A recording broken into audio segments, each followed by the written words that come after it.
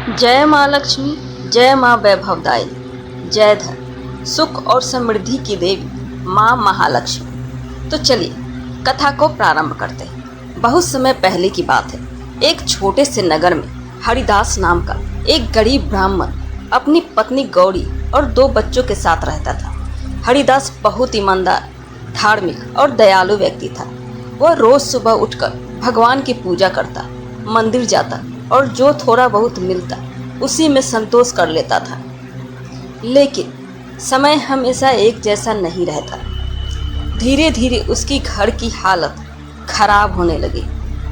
पहले थोड़ा बहुत काम मिल जाता था, लेकिन अब कई कई दिन तक कोई काम नहीं मिलता था। घर में खाने के लिए अनाज तक नहीं बचता। बच्चे भूख से रोते और माँ गौरी उन्हें पानी पिलाकर सुला देती। एक रात की बात है। तेज बारिश हो रही थी। टूटी हुई झोंपड़ी से पानी टपक रहा था। घर के कोने में बैठी गौरी चुपचाप रो रही थी। उसके बच्चे भूखे पेट सो चुके थे। हरिदास ने पत्नी के आंसू देखे तो उसका हृदय टूट गया। वह बोला, गौरी, मैं बहुत असफल पति हूँ। मैं तुम्हें और बच्चों को सुख नहीं दे पाया। गौरी ने आंसू पोंछते हुए कहा, ऐसा मत कहिए स्वामी। दुख और सुख तो जीवन का हिस्सा है। भगवान देर करते हैं लेकिन अंधेर नहीं करते। इतना सुनकर हरिदास की आंखें भर आई। अगली सुबह वह काम की तलाश में नगर की ओर निकल पड़ा। पूरे दिन भटकने के बाद भी उसे कोई काम नहीं मिला। थका हुआ, भूखा और निराश होकर वह एक मंदिर की सीढ़ियों पर बैठ गया। वह मंदिर माँ लक्ष्मी का था। मंदिर के अंदर दीपक जल रहे थे। घंटियों की मधुर आवाज गूंज रही थी। कुछ महिलाएं माँ लक्ष्मी की आरती कर रही थी। हरिदास चुपचाप माँ की मूर्ति को देखने लगा। उसकी आंखों से आंसू बहने लगे। वह हाथ जोड़कर बोला, हे माँ, मैंने कभी किसी का बुरा नहीं किया, कभी झूठ नहीं बोला, फिर भी मेरे बच्चों को भूखा क्यों सोना पड़ता है। अगर मुझसे कोई गलती हुई हो तो मुझे दंड दो, लेकिन मेरे परिवार को कष्ट मत दो माँ। उसकी आवाज में इतना दर्द था कि वहां मौजूद कई लोगों की आंखें नम हो गई। तभी मंदिर के एक कोने से एक वृद्ध स्त्री उसके पास आई। उस वृद्धा के चेहरे पर अद्भुत तेज था। उसकी आंखों में करुणा थी। वह बोली, बेटा दुखी क्यों हो? हरिदास ने अपनी पूरी कहानी सुना दी।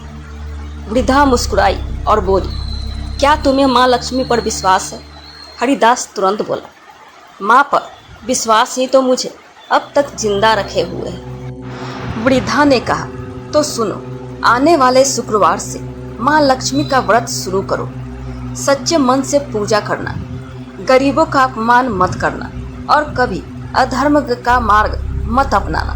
माँ अवश्य तुम्हारी पुकार सुनेगी। हरिदास ने पूछा, माता, मैं गरीब हूँ, बड़ी पूजा कैसे करूँ? वृद्धा बोली, माँ को धन नहीं, श्रद्धा चाहिए। एक दीपक, थोड़ा जल और सच्चा मन, यही सबसे बड़ी पूजा है।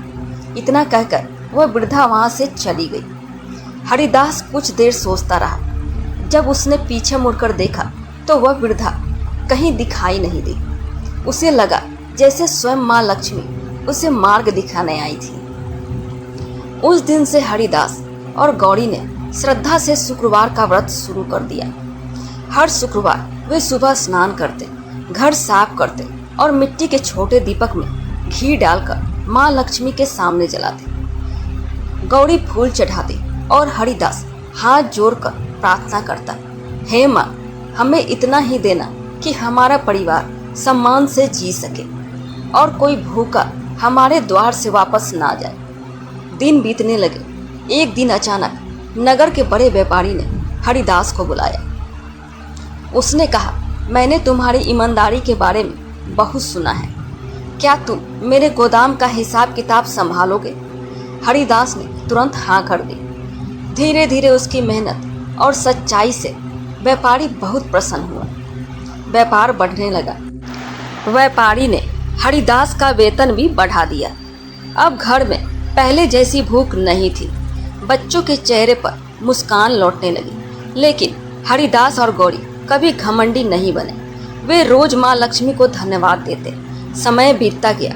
एक दिन सर्दी की रात में उनके दरवाजे पर एक बूढ़ा भिखारी आया।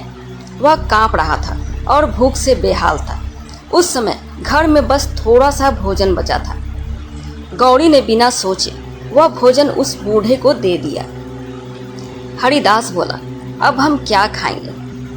गौरी मुस्कुराकर बोली, जिस घर से कोई भूखा वापस नहीं जाता वहाँ माँ लक्ष्मी स्वयं निवास करती है। बूढ़े ने भोजन किया और जाते जाते बोला, तुम्हारा घर हमेशा धन और सुख से भरा रहे। अगली सुबह जब गौरी ने दरवाजा खोला तो बाहर अनाज के कई बोरे रखे थे। साथ में एक चिट्ठी थी। उसमें लिखा था, तुम्हारी दया और सेवा भावना ने माँ लक्ष्मी को प्रसन्न कर दिया। धीरे धीरे हरिदास का जीवन पूरी तरह बदल गया। उसने बड़ा घर बनाया, लेकिन कभी गरीबों का अपमान नहीं किया। वह रोज जरूरतमंदों को भोजन करवाता। नगर में उसकी बहुत इज्जत होने लगी। एक दिन नगर के कुछ लोग उससे पूछने लगे, तुम्हारे जीवन में इतना बड़ा परिवर्तन कैसे आया? हरिदास ने मुस्कुराकर कहा, यह सब माँ लक्ष्मी की कृपा है। लेकिन याद रखना, माँ लक्ष्मी दन नहीं देती, वे परीक्षा भी लेती है।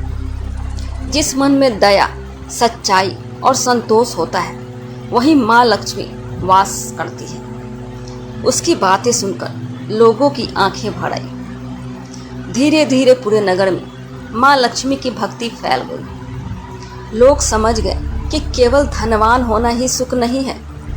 सच्चा सुख तो प्रेम, दया, सम्मान और संतोष में है। कहा जाता है कि आज भी जो व्यक्ति सच्चे मन से माँ लक्ष्मी को याद करता है, मेहनत और ईमानदारी का मार्ग अपनाता है, किसी गरीब का अपमान नहीं करता और श्रद्धा से माँ की पूजा करता है, माँ उसके घर कभी दुख और दरिद्रता नहीं रहने देती। माँ लक्ष्मी वहाँ नहीं रहती जहाँ अहंकार, झूठ, अपमान और कलह हो। माँ वही निवास करती है जहाँ प्रेम हो, बड़ों का सम्मान हो, स्त्रियों का आदर हो और ज़रूरतमंद की सहायता की जाती हो। तो आइए हम सब हाथ जोड़कर माँ लक्ष्मी से प्रार्थना करें।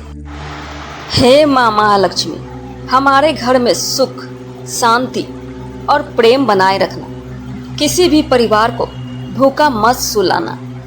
हर दुखी के जीवन में आशा की किरण देना। हमारे मन से अहंकार और लालच दूर करना। हमें दया, सेवा और सत्य के मार्ग पर चलाना। जय माँ लक्ष्मी, जय महालक्ष्मी।